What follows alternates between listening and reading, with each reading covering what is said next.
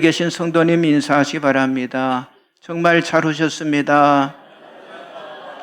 주 안에서 좋은 일이 있을 것입니다.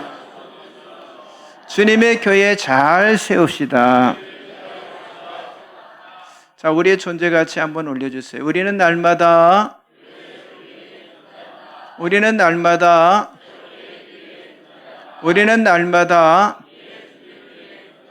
아멘. 자, 오늘은 누가복음 17장 20절, 21절의 말씀을 가지고 하나님 나라의 초대다라는 제목으로 은혜를 나누기를 원합니다.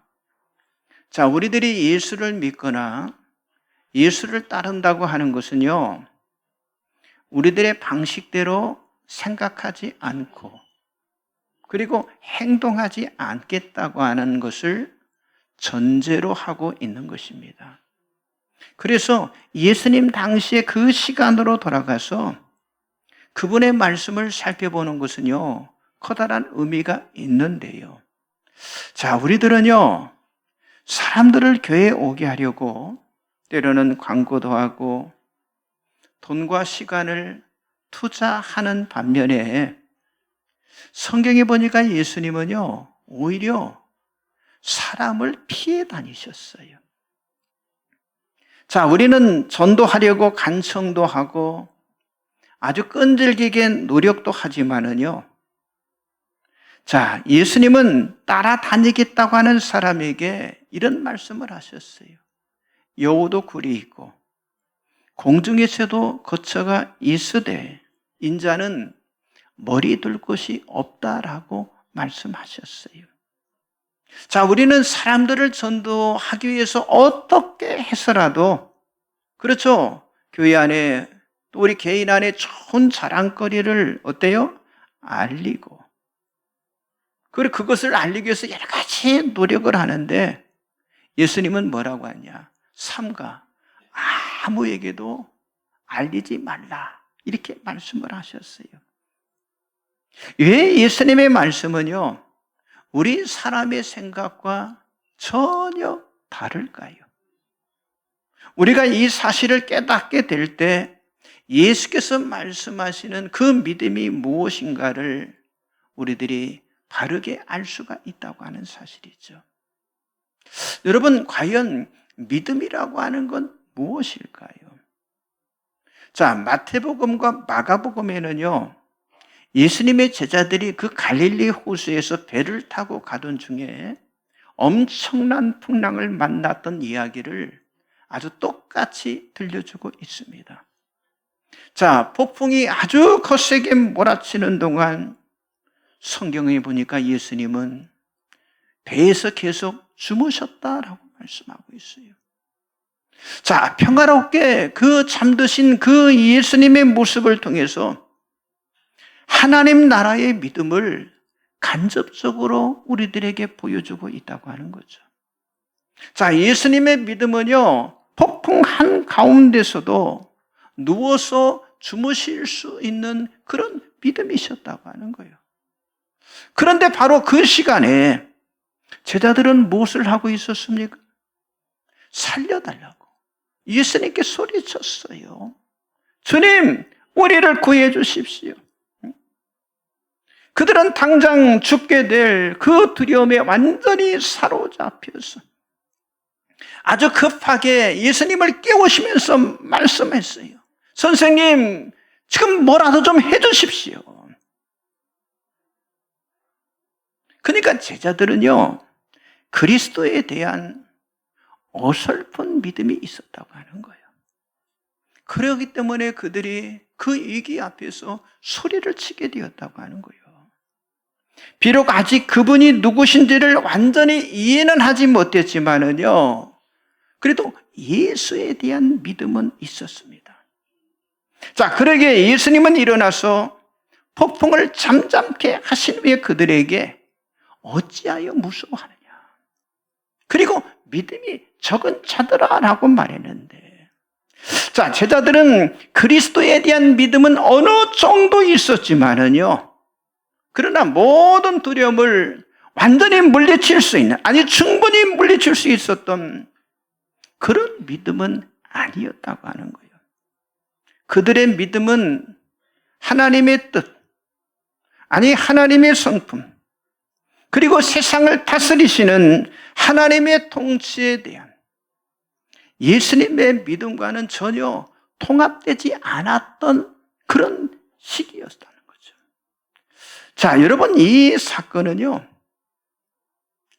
그리스도를 믿는 것과 그리스도의 믿음을 갖는 것의 차이와 아주 중요성을 어때요? 드러내주고 있다고 하는 사실이죠. 여러분, 우리는 그리스도가 가지셨던 그 믿음을 이제 우리 안에 가져와서 그리스도께서 의도하시는 그 믿음을 우리들이 가져야 한다고 하는 거예요.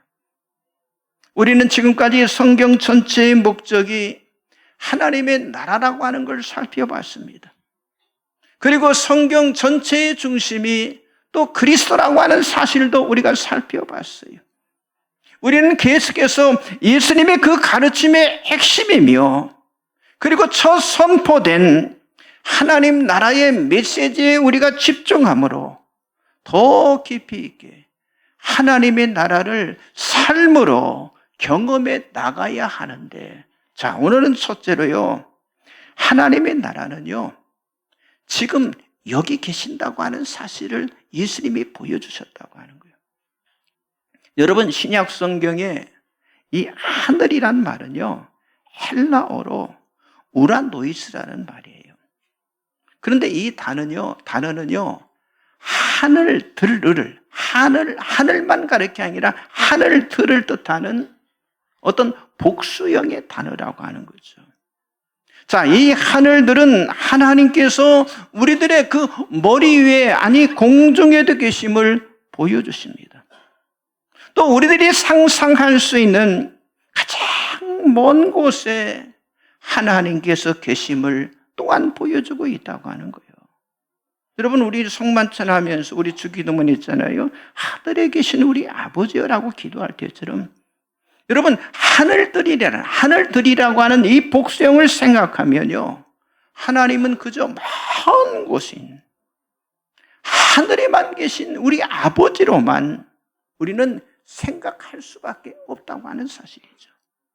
그러나 예수님은 항상 우리와 가까이 계신 하나님 아버지로 우리를 가르쳐 주시고요, 바로 하나님은 우리 주위 공간에서 우리를 지켜보고 함께 하시는 그런 분이시라고 하는 사실을 말씀해 주셨다고 하는 사실이죠. 그리고 하늘의 하나님, 그리고 하늘들의 나라, 그리고 하나님 나라에서 가장 중요한 핵심은요, 하나님의 임재에 있음을 우리는 알아야만 합니다. 여러분, 세례 요한이 이제 사역을 시작했을 때 세례 요한의 메시지가 뭐였어요? 회개하라, 천국이 가까이 왔느니라 라는 외침이었어요. 여러분, 예수님도 이 땅에 오셨을 때 회개하라, 천국이 가까이 왔느니라, 똑같은 말씀을 선포하셨어요. 그런데 여기 예수님이 외치신 회개라고 하는 의미는요, 개인의 문제만이 아닌 여러분, 구약 전체를 다 의미하는 거예요. 그렇죠. 우리가 구약의 사건들을 통해서 모든 사람들이 하나님 앞에 불순종하고 하나님 떠났잖아요. 그러니까 그 전체를 다 의미하는 거예요. 그리고 천국이란 예수께서 오셔서 성취하신 여러분 신약 성경 전체를 다 의미를 한다고 하는 거예요. 그래서 예수님은 이제 하나님의 나라를 경험할 수 있게 되었다라고 선포를 하셨어요. 그리고 그것은 곧 앞으로 일어날 일이 아니라 이미 일어나는 일임을 말씀해 주셨다고 하는 거죠. 자, 예수님은 이 권세와 이 영광을 가지고 재림하실 때 실현이 될 하나님 나라의 미래적인 어떤 차원의 하나님 나라도 이야기했겠지만은요, 여러분 더 중요한 건 예수님이 말씀하신 것은 하나님의 나라는요 예수 그리스도 안에서 이미 임했다고 하는 사실을 말씀한 거예요. 자, 세례 요한의 메시지는요, 그의 나라가 오고 있으니까 회개하라는 것이었지만은요. 자, 예수님은 자신의 인격 안에 그의 나라를, 하나님의 나라를 가져오셨고요. 그리고 자신을 둘러싼 사람들의 삶 속으로 그 나라를 가져오신 것이라고 하는 사실이죠. 그래서 예수님 안에서 하나님의 임재와 하나님의 주권을 통해서 하나님의 나라를 여러분 그들의 삶에서 경험할 수 있게 되었다고 하는 사실입니다. 세례 요한이 이제 감옥에 들어갔잖아요. 감옥 안에서 쇠약해 갈 때 예수님 앞에 메시지를 보내면서 애타는 마음으로 물었습니다. 당신이 정말 그분이 맞습니까? 그때 예수님이 대답하셨잖아요. 여러분 주보 가운데 열어보시면 말씀들 쭉 나와 있죠. 마태복음 11장 4절과 5절을 같이 보겠습니다. 예수께서 대답하여 이르시되 너희가 가서 듣고 보는 것을 요한에게 알리되 맹인이 보며 못 걷는 사람이 걸으며 나병 자가 깨끗함을 받으며 못 듣는 자가 들으며 죽은 자가 살아나며 가난한 자에게 복음이 전파된다 하라. 자, 예수님은 세례 요한에게 진정한 하나님 나라의 권세가 어디에서 나타나는지 상기시켜 주시면서 하나님의 나라, 그의 나라가 도래했다라고 말했고요. 그리고 하나님의 능력이 임하고 하나님의 통치가 사람들 속에 나타나고 있음을 선포를 하셨던 것입니다. 그러니까 지금까지 어느 누구도 경험할 수 없었던 새로운 나라, 즉 하나님의 나라가 임한 천국 복음이 오늘 여기에서 그리고 그리스도 예수를 통해서 이미 시작되었다고 하는 사실을 말씀하신 거예요. 여러분 이렇게 하나님 나라의 가르침은요 예수님의 메시지의 표지가 된 거예요. 우리 책에 보면 표지가 있잖아요. 그렇습니다. 예수님 메시지의 표지가 되었고요. 아니 듣는 사람들이 다 놀라게 되었고요. 그리고 예수를 믿을 수밖에 없도록 여러분 예수님의 놀라운 그 말씀의 권위가 예수님을 만났던 또 예수님의 말씀을 듣던 모든 사람들을 다 변화시켰다고 하는 사실이죠. 여러분 예수께서 오심으로 하나님의 나라가 지금 여기 이 자리에 계심을 보여주셨다고 하는 사실을 여러분들이 믿으시기 바랍니다. 옆 사람 좀 인사하세요. 예수께서 오심으로 하나님의 나라가 임했습니다. 여러분 천국에만 있는 나라가 아니라 예수님이 오시는 그 순간부터 하나님의 나라가 이 땅에도 임했다는 거예요. 두 번째는요, 이 땅에 임한 생명의 나라라고 하는 거죠. 자, 예수님은 세례 요한에 대해서 말씀을 이어가시는데, 자, 마태복음 11장 11절을 같이 한번 보겠습니다. 내가 진실로 너에게 말하노니 여자가 낳은 자 중에 세례 요한보다 큰 이가 일어남이 없도다. 그러나 천국에서는 극히 작은 자라도 그보다 크니라. 무슨 말씀입니까? 여러분 이 말씀을 자세히 보세요. 믿기 어려울 정도의 반전을 가져다주는 아주 비교의 말씀을 지금 주고 있는데요. 쉽게 말해서 내가 세례 요한보다 더 위대하다. 내가 정말 그분보다 크다. 아니 우리가 세례 요한보다 위대하고 우리가 세례 요한보다 더 크다. 지금 그 말이에요. 근데 그것이 예수님 말씀은 그게 사실이라고 하는 거예요. 여러분 이 말씀은요 어떤 사람이기 때문이 아니라 하나님 나라와 같이 하나님 나라의 의미 때문에 하신 말씀이라고 하는 거죠. 그러니까 하나님의 나라는요 우리가 사는 이 세상의 나라와는요 비교될 수가 없다고 하는 거죠. 우리가 사는 이 세상에서 여러분 세례 요한은요 어느 누구도 비교 대상이 될 수 없는 아주 큰 사람이고 아주 위대한 사람입니다. 그런데 예수님은 그 세례요한보다 더 크고 위대한 사람은 하나님 나라의 사람이다, 천국의 사람이다라고 지금 말씀하고 있는 거예요. 한마디로 말하면 세상과 하나님의 나라는요 전혀 다르다고 하는 사실을 말씀해 주신 거예요. 여러분, 세상은요 죽음이 끝입니다.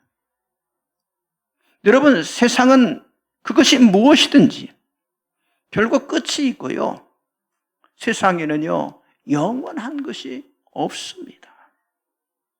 그러나 하나님의 나라는요 생명이에요.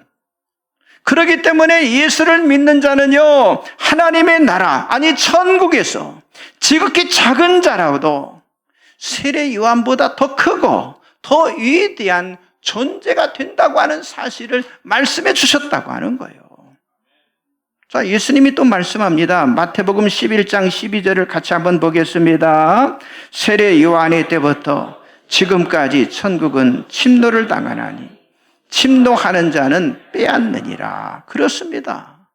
여러분, 하나님의 나라가 침노를 당한다 이렇게 말씀하고 있는데, 침노를 당한다고 하는 의미는요 어떤 물리적으로 인위적으로 빼앗고 쟁취하고 어떤 불법도 상관없이 무조건 공격하는 그런 태도를 말하는 게 아니에요. 그렇게 해석한다면 전혀 그건 틀린 얘기입니다. 이 말씀은 뭐냐? 내면에 관한 말씀이에요. 오직 그리스도를 따르고자 하는 강력한 마음의 의지를 표현하는 그런 말씀이라고 하는 거예요. 바로 그리스도를 통한 하나님의 은혜가 우리를 하나님 나라 안으로 인도함을 말씀하고 있는 거예요. 여러분, 천국은요 총과 칼로 싸워서 들어가는 나라가 아닙니다. 여러분, 천국은요 폭력으로 강탈당하는 그런 나라가 아니에요. 여러분, 천국은요 침략으로, 아니 전쟁으로 정복할 수 없는 나라라고 하는 거죠. 오히려 천국은요 사람이 생각하는 그 개념과 정반대라고 하는 거죠. 한 가지 성경의 예를 들어보겠습니다. 마태복음 8장에 예수님께서 나병 환자와 만났습니다. 자, 예수님을 만난 나병 환자는요 자기 병이 낫기를 예수님 앞에 구했어요. 그러나 그 당시에 사실 나병 환자는요 사람들에게 가까이 갈 수 없도록 율법에 규정이 되어 있어요. 그러나 이 나병 환자는 이미 예수님의 그 산상수훈의 말씀을 들었기 때문에 용기를 내고 예수님 앞에 나왔어요. 그리고 이렇게 말했습니다. 주여 원하시면 저를 이라고 애원하면서 낫기를 원했다고 하는 거예요. 이게 바로 침노입니다. 낫기를 원하는 거. 이게 바로 침노예요. 여러분, 그의 말은요 꼭 해달라는 말이 아니라 원하시면 해달라고 하는 그런 간청이었다고 하는 거죠. 여러분, 그가 원하는 그 간청에 예수님의 대답도 내가 원하노니 깨끗함을 받으라라고 그 나병 환자에게 말씀하신 거예요. 여러분, 이와 같이 예수님께 대한 그 간절한 마음, 그게 뭐예요? 바로 침노라는 말이에요. 그리고 이런 사람이 어때요? 하나님의 나라를 차지하게 된다고 하는 사실이죠. 여러분, 오늘 본문 말씀 누가복음 17장 20절 21절에 예수님께서 바리새인들에게 말씀하셨어요. 바리새인들이 하나님의 나라가 어느 때에 임하니까 묻거늘 예수께서 대답하여 이르시되 하나님의 나라는 볼 수 있게 임하는 것이 아니요 또 여기 있다 저기 있다고도 못하리니 하나님의 나라는 너희 안에 있느니라. 이렇게 예수님의 가르침은요 하나님의 이 나라는요 어떤 시간과 어떤 장소의 문제가 아니라 마음의 문제, 내면의 문제임을 보여주셨다고 하는 사실이죠. 여러분, 하나님의 나라는요, 하나님과의 생명력 있는 연결 속에서 살아가는 삶을 말한다고 하는 사실을 여러분들이 믿으시기 바랍니다. 그런데 여러분, 인간의 나라, 인간의 정부를 보세요. 하나님의 나라와는 다르게 권력과 속임수와 잔인함과 죽음의 권세가 지배를 하고 있잖아요. 여러분, 그들에게는 생명의 권세가 없습니다. 오직 하나님의 나라에만 이 생명이 있다고 하는 거예요. 그리고 이 생명은 우리들의 거듭남의 기초가 되는 것이고, 그 거듭남을 통해서 우리가 하나님의 나라에 들어가게 되는 줄 믿습니다. 하나님의 나라는 영원한 생명적 영생이 있는 거예요. 자, 요한복음 17장 3절, 로마서 14장 17절을 같이 보겠습니다. 영생은 곧 유일하신 참 하나님과 그가 보내신 자 예수 그리스도를 아는 것이니이다. 하나님의 나라는 먹는 것과 마시는 것이 아니요 오직 성령 안에 있는 의와 평강과 희락이라. 아멘. 그렇습니다. 하나님을 아는 것은요, 어떤 머리의 지식으로 아는 게 아니라 상호 교류가 일어나는 관계라고 하는 거죠. 우리가 하나님의 영으로 하나님의 나라 안에 살 때, 여러분, 우리의 삶에는 끊임없이 뭐가 나타나겠어요? 하나님 나라 안에 살 때 선함이 나타나겠죠. 자비가 나타나겠죠. 여러분, 이 선함과 자비가 흘러넘쳐서 흐르게 되어지는데, 그런데 그것까지도 우리가 만들어내는 게 아니라고 하는 거예요. 이게 뭐예요? 하나님의 선물이에요. 예, 아멘도 하나죠. 하나님의 선물이라니까. 하나님의 은혜라니까요.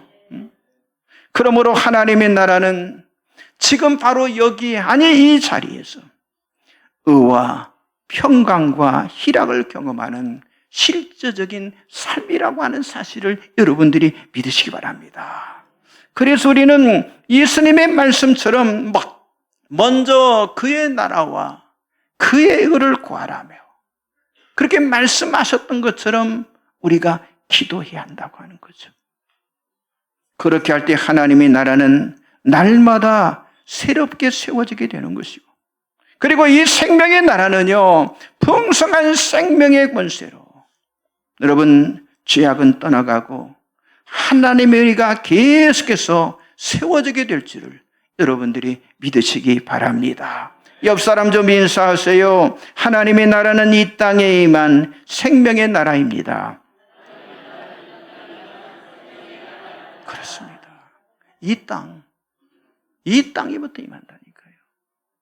마지막 세 번째는요, 하나님이 다스리시는 그의 왕국이라고 하는 거죠. 여러분, 우리가 구약을 쭉 봤죠. 자, 이스라엘 백성들의 어리석음은요, 하나님을 안다고 했지만은요, 하나님을 왕으로 모셔드리는 데는요, 그들이 실패를 했다고 하는 거예요. 자, 그들이 하나님을 왕으로 모시지 않는 결과는 아주 참혹했는데요. 아니, 모든 것에서 힘이 들었고요. 아니, 생존하기 위해서 그들은 발버둥을 쳐야 했고요. 인간의 왕을 세웠지만 거기에 안전과 평화를 그들이 바랬지만은요, 결과는요, 고통과 절망이 전부였다고 하는 사실을 구약 성경은 우리들에게 보여주고 있습니다. 그들은 하나님의 다스림 아래 살지 않고, 아니, 자신의 왕국에서 살아가는 걸, 이것이 자기 자신들이 왕을 세우고 나니까 얼마나 큰 불행이라고 하는 사실을 그때서야 깨닫게 되는 거예요. 그 전에는 전혀 몰랐어요. 그런데요, 하나님께서는요, 하나님의 뜻과는 달랐지만은요, 백성들이 요구하니까 하나님은 그들에게 왕을 허락해 주십니다. 자, 사무엘상 8장 19절 22절 같이 보겠습니다. 백성이 사무엘의 말 듣기를 거절하 이르되 아니로소이다. 우리도 우리 왕이 있어야 하리니 우리도 다른 날들 같이 되어 우리의 왕이 우리를 다스리며 우리 앞에 나가서 우리 싸움을 싸워야 할 것이니다 하는지라. 사무엘이 백성들의 말을 다 듣고 여호와께 아뢰며 여호와께서 사무엘에게 이르시되 그들의 말을 들어 왕을 세우라 하시니 사무엘이 이스라엘 사람들에게 이르되 너희는 각기 성읍으로 돌아가라 하니라. 아멘. 그렇습니다. 언제나 하나님의 왕국이던 이스라엘이 이제 인간의 왕국으로 바뀌는 그런 순간이었어요. 이제부터 그들의 삶은요, 서로 간의 탐욕과 그리고 전쟁과 죽음에 의해 지배를 받는 아주 절망 자체의 삶이 되었어요. 그러므로 예수께서 이 땅에 오셔서 회개하라, 천국이 가까웠느니라고 선포하신 말씀은요, 여러분, 이스라엘과 같은 이 세상에 그 인간 왕국을 하나님이 다스리시는 하나님의 왕국으로 세우시겠다고 하는 그런 말씀이었다고 하는 거죠. 여러분, 이 반전의 말씀은요, 하나님의 뜻과 전혀 다른 정반대의 불행한 삶을 살아가고 있는 이 세상 사람들에게는요, 정말 기쁨의 소식을 전해주시는 아주 이 축복의 말씀이었다고 하는 사실이죠. 여러분, 인간이 다스리는 나라는요, 그 나라가 어떠하든지 간에 에베소서 2장 2절의 말씀처럼 너희는 그 가운데 행하여 이 세상 풍조를 따르고 공중의 권세 잡은 자를 따라 살기 때문에 여러분, 처참한 인생을 살아갈 수밖에 없다고 하는 사실이죠. 여러분, 하나님이 다스리지 않는 그런 나라의 모습을 한번 보세요.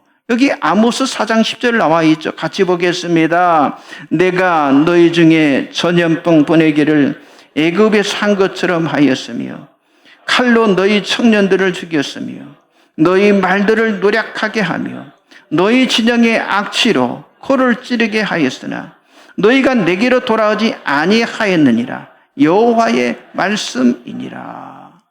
하나님의 다스림을 받지 않는 나라가 되면 이렇게 되어진다고 하는 사실을 성경에 말씀하고 있잖아요. 그렇기 때문에 예수님은 이 땅을 하나님의 그 왕국으로 세우기 위해서 모든 사람들을 초대를 하신 거예요. 자, 마태복음 12장 18절에서 21절까지 같이 보겠습니다.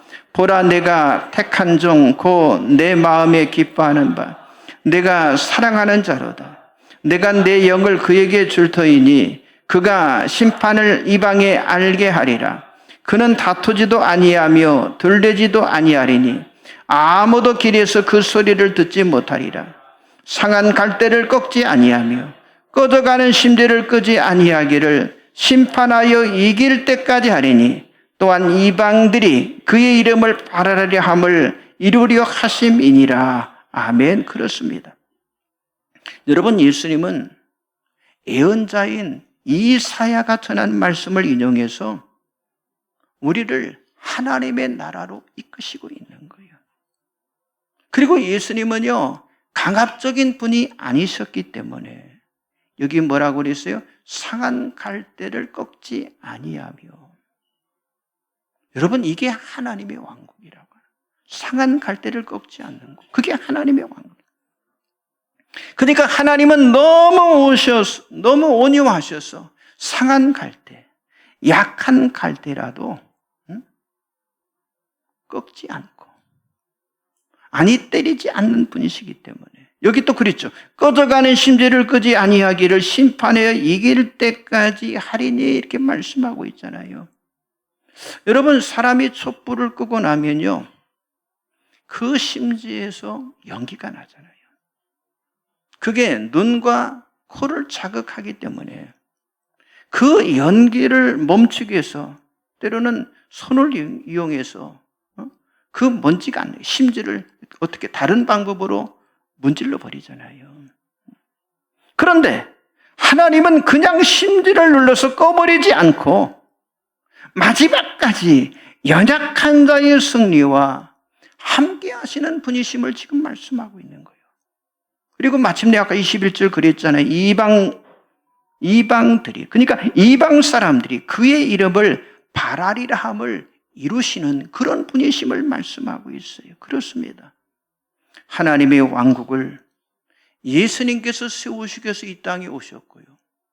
예수님은 이 땅에 오셔서 모든 사람들을 하나님의 나라에 초대를 하고 있다고 하는 거예요. 마태복음 11장 29절 나와 있죠. 같이 보겠습니다.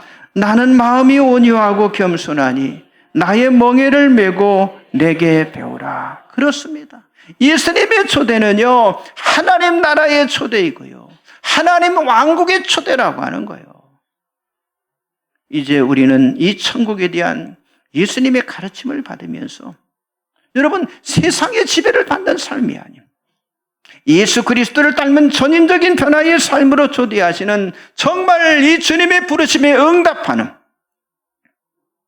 새로운 결단의 기회, 새로운 삶의 모습,